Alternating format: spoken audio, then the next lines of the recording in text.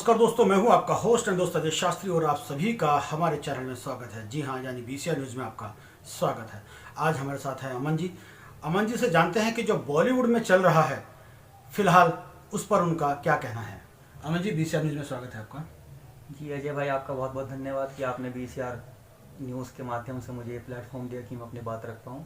जी, मैं अमन भाई आपसे पूछना चाहूँगा कि जो आज बॉलीवुड में चल रहा है और बॉलीवुड इस स्तर पर जा चुका है कि शायद बॉलीवुड को मुंबई से शिफ्ट करना पड़े, तो इस बारे में क्या कहना चाहेंगे आप। जी अजय भाई, पहले तो मैं आपको ये बता दूं कि बॉलीवुड इस स्तर पर जा नहीं चुका। बॉलीवुड पहले से इस स्तर पर था, लेकिन बस ये कि बातें बाहर नहीं आती थी। जी लेकिन ये सुशांत भाई का जब से किस्सा हुआ, जब से कम ये तो हुआ कि जितने बॉलीवुड में जो गंदगी थी तो या जितने गलत काम होते थे, चाहे वो नेपोटिज्म हो, चाहे ड्रग्स को लेकर हम बात करें, या ये जो महिला उत्पीड़न जो इतने होते हैं, महिलाओं के साथ जो ये अत्याचार करते हैं और उनका इस्तेमाल करते हैं, तो कम से कम ये चीज़ें बाहर आ रही हैं। और मुझे लगता है कि ये इंडस्ट्री शिफ्ट हो जानी चाहिए।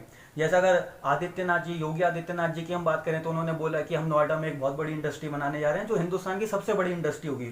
तो उससे ये फायदा हुआ कि एक तो जो आने वाली जो जनरेशन है या अभी जो इंडस्ट्री में काम तो कर रहे हैं, लेकिन उन्हें उतना मौका नहीं मिल पाया कि वो खुल के अपना टैलेंट दिखा पाए, उन्हें अपॉर्चुनिटीज नहीं मिली है। तो ये फायदा होगा कि कम से कम उन्हें ये उम्मीद होगी कि चलिए, जहां हमने इतना स्ट्रगल करा तो 1 साल और सही, 2 साल और सही, जैसे इंडस्ट्री बन के खड़ी हो जाएगी तो कम से कम हम अपना बिना किसी इन चीजों के जो गैंग बने हुए हैं, चाहे गैंग बने हुए, नेपोटिज्म हो गया, या नेपोटिज्म हो गया, फिल्म गैंग हो गया, नशा गैंग हो गया, नशा गैंग हो गया, या जैसे हम खान गैंग की बात करें कि और उनके साथ काम करना ऐसा माना जाता है, जैसे कि आपने भी देखा होगा कि कई हीरोइंस को ऐसे प्रेजेंट किया जाता है जब वो किसी शो में आती है कि आपने तीनों खान के साथ काम किया है। तो इसका मतलब उनका लेवल इससे आंका जाता है कि आपने तीनों खान के साथ काम किया है। ये कहाँ का लॉजिक हुआ?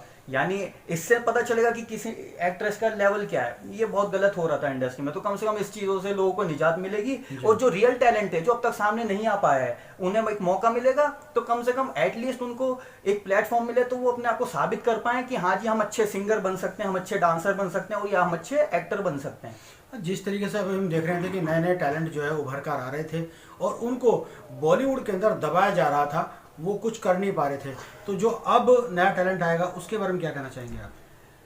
देखिए, पहले तो उन्हें बहुत उम्मीद मिली है अब, क्योंकि वो सबका एक अंदर से मोरल डाउन हो चुका था। और वो इसलिए डाउन हो चुका था कि उन्होंने देखा कि हम पहले तो उस लॉबी में, देखिए, अगर मान लीजिए अगर हम उस प्लेटफॉर्म पे भी चलना चाहें, या जो उनकी जो गंदगी है अगर हम उसे अपनाना भी चाहें, तब भी आपके लिए अपॉर्चुनिटी नहीं है। वो इसलिए नहीं क्योंकि आप वहां तक पहुंचोगे कैसे। मान लीजिए अगर आज मैं चाहूं या आप चाहें कि ठीक है, करण जौहर गैंग का हम हिस्सा बन जाते हैं और हम ड्रग्स भी लेंगे, हम अपना जो भी अपना शोषण भी कराने को तैयार है, या जो भी उनका चल रहा है हम उसका हिस्सा ही बनेंगे, लेकिन उसके लिए भी हमें वहां तक पहुंचना तो पड़ेगा। जो उनकी एक लॉबी है, जो उनके आसपास का जो सर्किल है, वो इतना खतरनाक है, या वो किसी को एंटर ही नहीं होने देते हैं कि अगर आप वो सब करना भी चाहें तब भी आपके लिए मौके नहीं है। तो कम से कम इस चीज से निजात मिली। अब एक लोगों के डर में ये भी बैठ गया है कि अब जो इंडस्ट्री में काम कर रहे हैं, जो पुराने भी लोग हैं, उनकी इतनी हिम्मत नहीं होगी कि किसी का मतलब किसी को बोले कि भाई आप ड्रग्स पैडलिंग में उतर आओ, या आप हमारे कहने पे ये काम करो तभी हम आपको मौका देंगे, नहीं तो नहीं देंगे। इसलिए देंगे क्योंकि अब पता है कि अब 130 करोड़ की जनता जो है देश की, वो इसके खिलाफ उतर आई है। तो अब लोगों के दिल में डर बैठ गया, इसका फायदा आगे आने वाली पीढ़ी को मिलेगा। तो जैसे कि हम जानते हैं कि खासकर देखा गया है कि जो सलमान खान है, खान गैंग है, एक मुस्लिम गैंग है, और इसमें मोस्टली हम ये भी देख रहे हैं कि हिंदू और मुस्लिम को जोड़कर देखा जा रहा है। तो इसमें कुछ कहना चाहेंगे आप।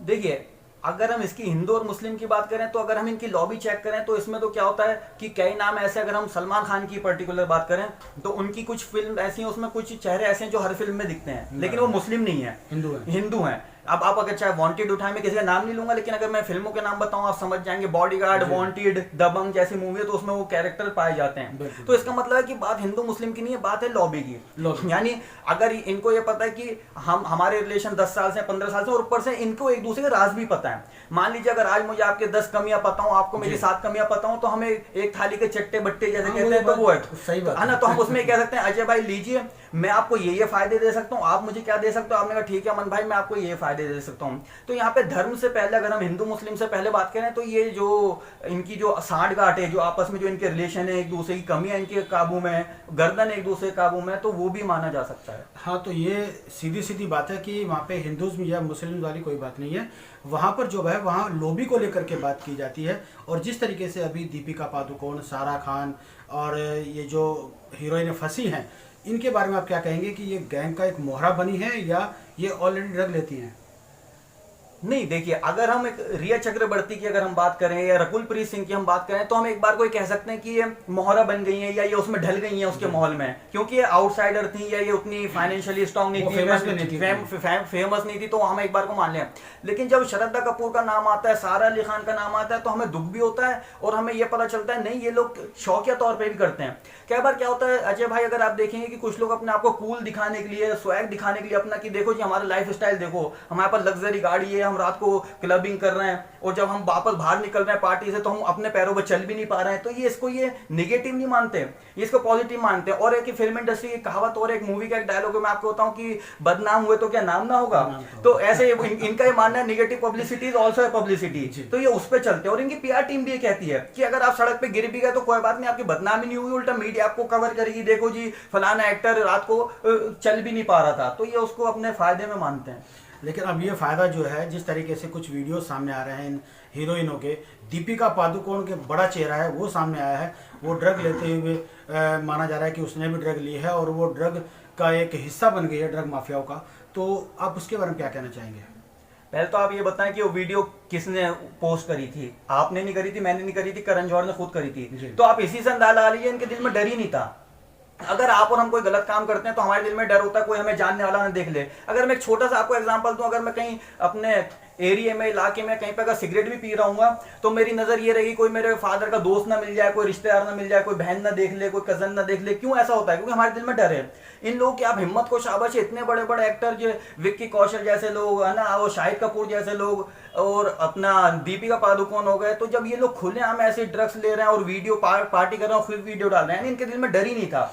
अब एक चीज मैं आपसे और कहना चाहूंगा, अगर आप पिछले एक साल से देखेंगे जब से वो वीडियो लीक हुई है, जब से इस तरह की कोई वीडियो किसी सेलिब्रिटी ने फोटो नहीं डाला होगा जिसमें वो पार्टी कर रहे होंगे, ड्रग्स ले रहे होंगे। लेकिन क्या इसका मतलब ये कि पिछले एक साल से बॉलीवुड इंडस्ट्री में करण जौहर ने ड्रग्स पार्टी नहीं की होगी? ऐसा नहीं है, आज भी ड्रग्स पार्टी होती है, आज भी ये लोग ऐसी लाइफ जीते हैं। बस फर्क इतना है कि अभी इसे सोशल साइट्स पे पोस्ट नहीं करते हैं। नहीं, एक हिडन बात सामने आती है कि जिस तरीके से अभी एनसीबी ने सबको समन देकर इनको बुलाया, ये सब लोग करण जौहर, दीपिका पादुकोण, श्रद्धा, सारा सब गोवा में थी, तो गोवा में ऐसा क्या कर रहे थे?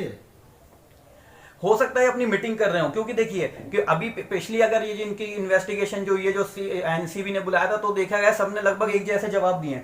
एक जैसे जवाब कैसे हो सकते हैं? इसका मतलब कोई स्क्रिप्ट मिली है। इस पे मैं आपको एक कहावत कहना चाहूंगा। एक बार 4 दोस्त एक स्कूल नहीं गए, छुट्टी कर दी। जब वो अगले दिन गए तो टीचर ने उनसे बोला कि भाई आप क्यों नहीं आए थे कल? उन्होंने बोला भाई हमारा टायर पंचर हो गया था और हम इसलिए नहीं आ पाए थे। उन्होंने कहा अच्छा ठीक है। टीचर ने चारों को अलग अलग बिठाया और बोला कि कौन सा टायर पंचर हुआ था। किसी ने बोला आगे का लेफ्ट, किसी ने बोला राइट, किसी ने बोला पीछे का। तो उनकी पोल खुल गई थी, क्योंकि वो वहां पे स्क्रिप्टेड नहीं था। उन्होंने अचानक से बोल दिया था टायर पंचर हुआ था। ये लोग प्री प्लान करके आए। इनके जो एडवोकेट हैं वो इन्हें एक स्क्रिप्ट समझा रहे हैं और बचाव करने का तरीका बता रहे हैं कि पहले तो आप ये बोलना चैट हमारी तो थी, लेकिन वो सिर्फ चैट थी, हम लेते नहीं थे, हम करते नहीं थे और हमने नहीं ली। तो इससे पता चलता है कि ये सब सेम है। लेकिन कब तक सेम चलेगा?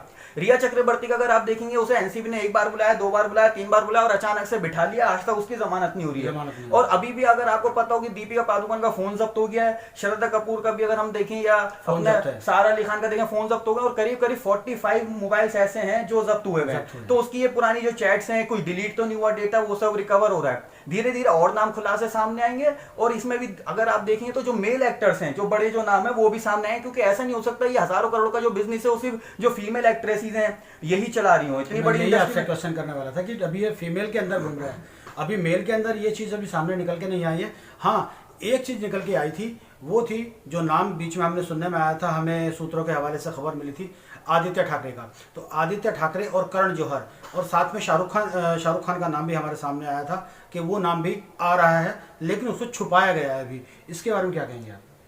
देखिए, अगर हम आदित्य ठाकरे जी की बात करें तो कई बार ऐसा देखा गया कि वो अपनी बड़ी बड़ी गाड़ियों में, लग्जरी गाड़ियों में कई हीरोइंस के साथ घूमते पाए गए। उनके फोटोज भी हमारे पास, जैसे कि दिशा पटानी भी उनके साथ में बगल वाली सीट पे बैठी हुई है।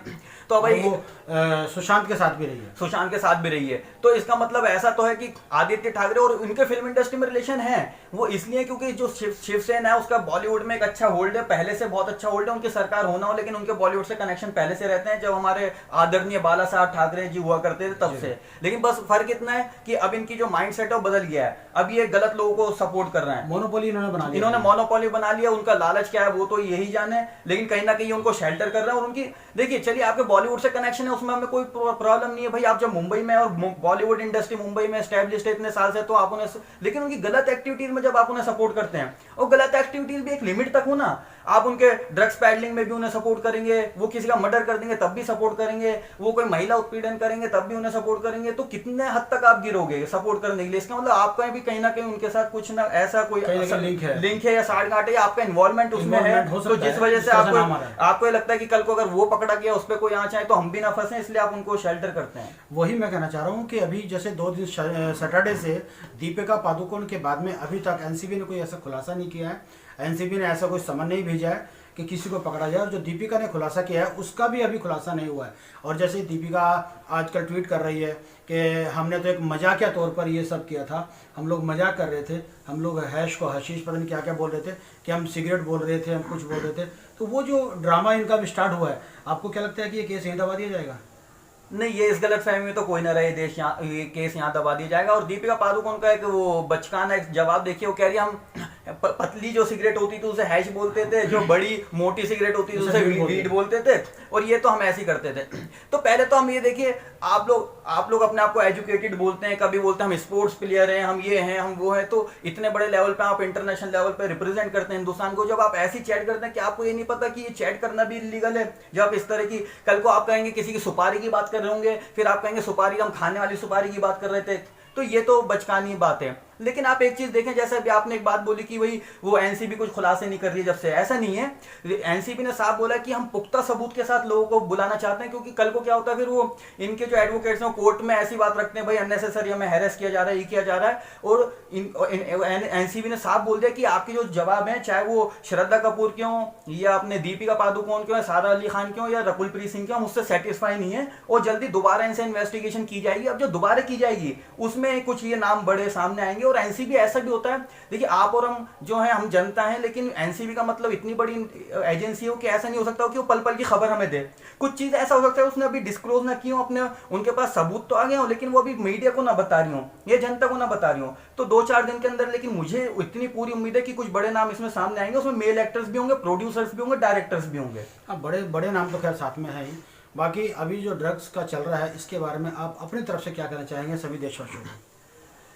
देखिए, मैं देशवासियों को तो ये कहना चाहूंगा कि आप इन लोगों से इंस्पायर्ड होकर इन चीजों में ना पड़े। दीपिका पादुकोण ने एक बात बोली थी, जी मैं डिप्रेशन में थी इसलिए मैं लेती थी, तो देखिए ये भी बहुत गलत बात है। आपको करोड़ों लोग फॉलो करते हैं, आप ये बताना चाहते हैं देश की जनता को, युवा को, कि जब आप डिप्रेशन में हो तो आप ड्रग्स लें, ये यानी मैसेज देना चाहते हैं। हमारे देश की अगर आप बात करें, आधी से ज्यादा आबादी डिप्रेशन में है, उसकी वजह अलग अलग है। किसी को जॉब की डिप्रेशन है, किसी को फाइनेंशियल डिप्रेशन है, किसी को रिलेशनशिप की डिप्रेशन है, ये तो किसी घर में कोई बीमार है उस वजह से वो परेशान है। तो अगर आप ये कहना चाहते हैं सब लोग चरस अफीम गांजा लेने लगे, तो इसका मतलब ये आप तो फिर देश को बर्बाद करने के लिए, और युवा पीढ़ी आपने क्या ही तो बर्बाद कर दी। इंडस्ट्री में 40 से 50 लाख लोग डायरेक्टली इनडायरेक्टली काम करते हैं, जैसा जया बच्चन जी ने बोला था। तो इससे पता चलता है कि आप इतने युवा पीढ़ी को ये जो पैडलिंग करते हैं, आप जो चैट करिए तो आपने मंगाई भी है, और कई नाम ऐसे सामने आए, अगर आपको पता होगा, जिनके घर में ये ड्रग्स मिली भी है। जैसे करण जौहर की जो कंपनी के जो एक डायरेक्टर पकड़े गए, क्षितिश को अरेस्ट कर लिया। तो वो अरेस्ट कैसे किया? उसे रंगे हाथों अरेस्ट किया, उसके घर में ड्रग्स पाई गई थी। तो इसका मतलब क्या है कि अब ये लोग भले इनके घर में ड्रग्स ना पाई गई हो, लेकिन जो इनके सबूत हैं, जो ये पिछले 2 साल से 3 साल से 4 साल से 5 साल से धंधा कर रहे थे, वो सब ये मिटा नहीं पाएंगे।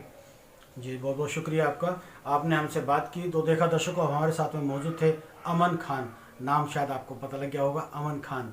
जी हाँ, ज़्यादा बात नहीं कहूँगा। अमन खान एक नाम अपने आप में बहुत ही बड़ा नाम है, और बहुत ही ऐसा नाम है जिसको सुनने के बाद आप सोच सकते हो कि एक अमन खान किस तरह की बातें कर रहा है। चाहे वो मुस्लिम हो, चाहे वो हिंदू हो, वो एकता की बात कर रहे हैं। उन्होंने कभी हिंदू मुस्लिम की बात नहीं की है, हमेशा एकता के साथ काम किया है और एकता के साथ काम करते आ रहे हैं।